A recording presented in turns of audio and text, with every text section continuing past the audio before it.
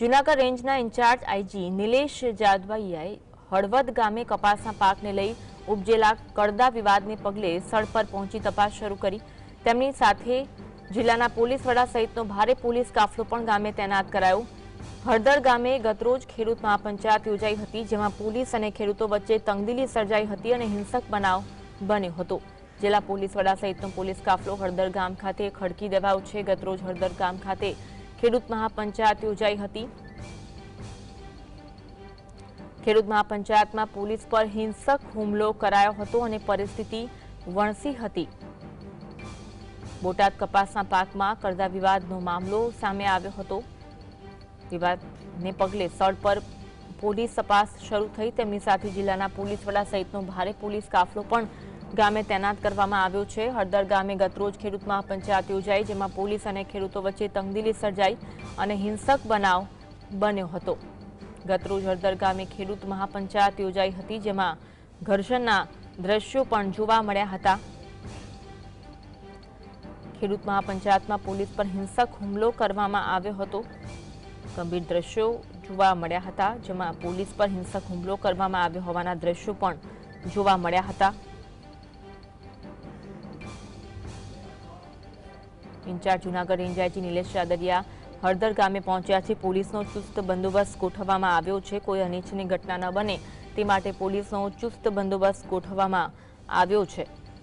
જીએસટીવીના exclusive દ્રશ્યો છે, જે હિંસક બનાવ ગઈકાલે સર્જાયો હતો, એવી પરિસ્થિતિ આજે ન સર્જાય તે માટે ચુસ્ત પોલીસ બંદોબસ્ત ગોઠવી દેવામાં આવ્યો છે। જૂનાગઢ રેન્જના ઇન્ચાર્જ આઈજી નિલેશ જાદવિયાએ હળદર ગામે કપાસના પાકને લઈ ઉપજેલા કડદા વિવાદને પગલે સ્થળ પર પહોંચીને તપાસ શરૂ કરી છે। વિવાદ કેવી રીતે ઉપજ્યો તે અંગે હાલ તો તપાસ શરૂ કરવામાં આવી છે અને પોલીસનો ચુસ્ત બંદોબસ્ત ગોઠવી દેવામાં આવ્યો છે।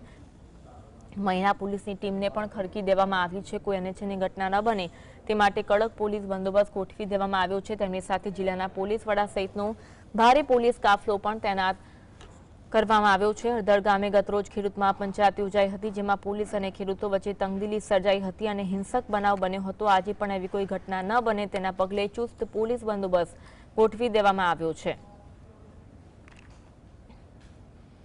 આજ અંગે વધુ વાત કરીશું। સંવાદદાતા ધર્મેન્દ્ર અમારી સાથે લાઈવ જોડાયા છે। ધર્મેન્દ્ર, ગઈકાલે જે બનાવ બન્યો હતો, આજે બનાવ ન બને તે માટે પોલીસનો બંદોબસ્ત ખડકી દેવામાં આવ્યો છે। કેવા દ્રશ્યો જોવા મળી રહ્યા છે?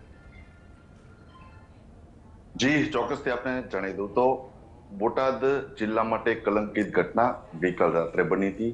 મહાપંચાયતનું આયોજન બોટાદના હળદર ગામે યોજાયું હતું, જેમાં 2000 થી વધારે લોકો જોડાયા હતા, ખેડૂતો જોડાયા હતા। ખાસ કરીને ખેડૂતોને કડદાના વિરોધમાં જે માંગણી કરી રહ્યા છે, અને ખાસ કરીને ખેડૂતોની જે બે માંગણીઓ કે કડદાનો બંધ થાય અને બીજી તરફ ખેડૂતોને જે આવવા જવાનું વાહનનું ભાડું છે એ અલગથી એને ચૂકવવામાં આવે, તેવી બે માંગણી હતી। એને લઈ અને એક વિરોધ પ્રદર્શન આમ આદમી પાર્ટી દ્વારા જાહેરાત અને તે માટે ઈશુદાનભાઈ ગઢવી જે પ્રદેશ અધ્યક્ષ છે આમ આદમી પાર્ટીના, તેઓની વચ્ચેથી અટકાયત કરવામાં આવી હતી।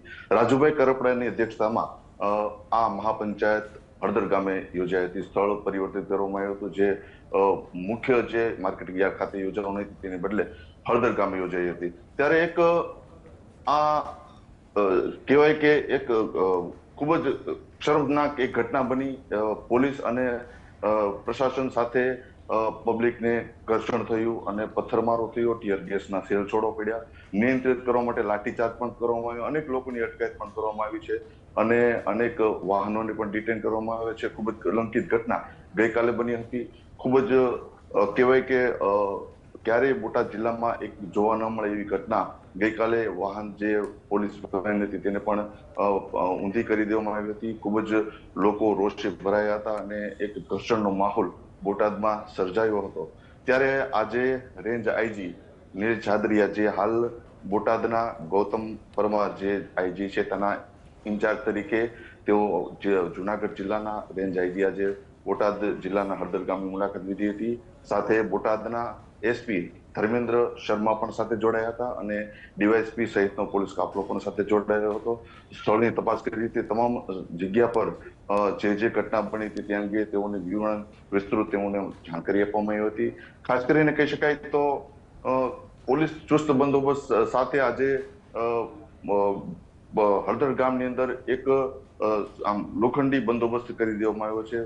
તમામ એક એક શેરીઓમાં પોલીસનો બંદોબસ્ત છે અને કહેવાય કે જે સામાન્ય સ્થિતિ થવી જોઈએ તે હજી થતા વાર લાગશે. ખૂબ જ લોકોનો જે કહેવાય કે લોકોનો લાઠીચાર્જ પણ થયો હતો અને લોકોને ઈજા પણ થઈ છે. અનેક પ્રકારની સ્થિતિ છે. આજે પ્રેસ કરી અને એસપી દ્વારા જાણકારી પણ આપવામાં આવનાર છે.